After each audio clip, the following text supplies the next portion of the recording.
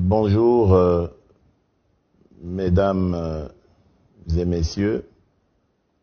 Avant toute chose, je voulais saluer et remercier mon frère, le président Uhuru Kenyatta de la République du Kenya, pour cet honneur qu'il fait à mon pays et cet attachement qu'il nous manifeste en acceptant d'abriter dans son pays les pourparlers avec les différents groupes armés qui, pour diverses raisons, ont choisi cette activité. Merci, cher frère, Monsieur le Président Uhuru Kenyatta, et j'espère, vous, chers compatriotes, que vous allez également lui faire honneur, non seulement en acceptant de venir discuter avec les représentants du gouvernement congolais, mais en y donnant suite par rapport à ce qui a été leur demande, notre demande, celle qui consiste à vous voir quitter ces activités totalement nuisibles et regagner la voie de la patrie,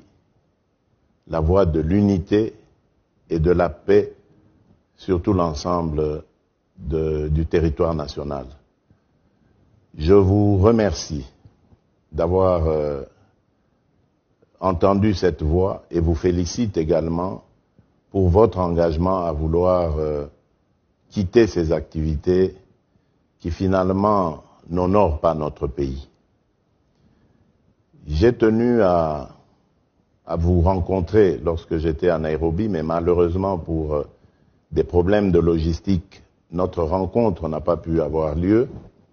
Mais qu'à cela ne tienne, les représentants du pays que j'ai laissé sur place ont pris langue avec vous et m'ont donné de bonnes nouvelles par rapport à vos dispositions de vouloir vous mettre finalement en ordre avec la patrie. Je vous y encourage et je vous exhorte à cesser ces activités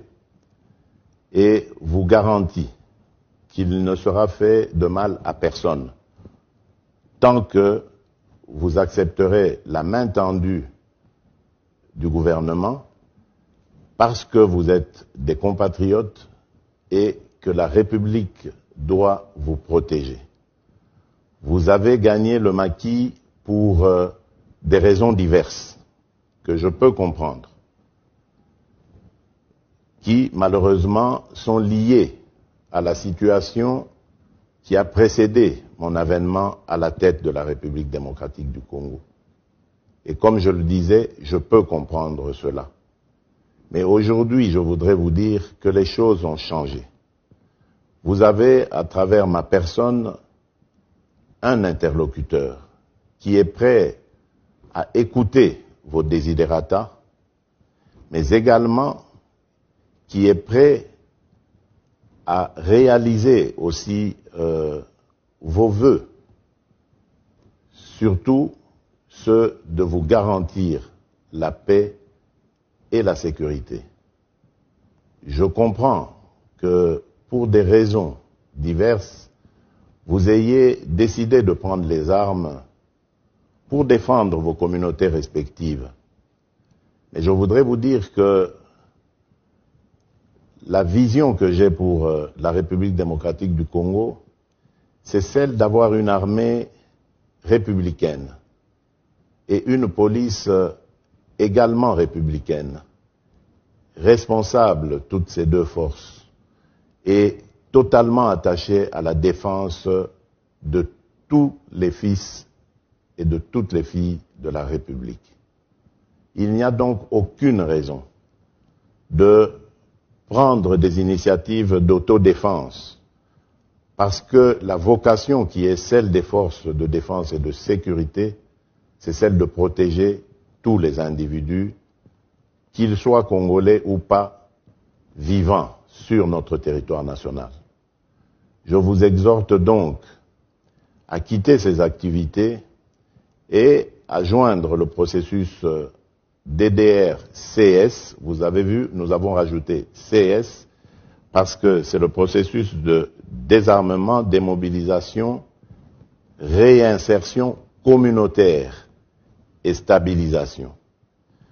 Donc ça veut dire que aujourd'hui, contrairement à hier, nous avons un processus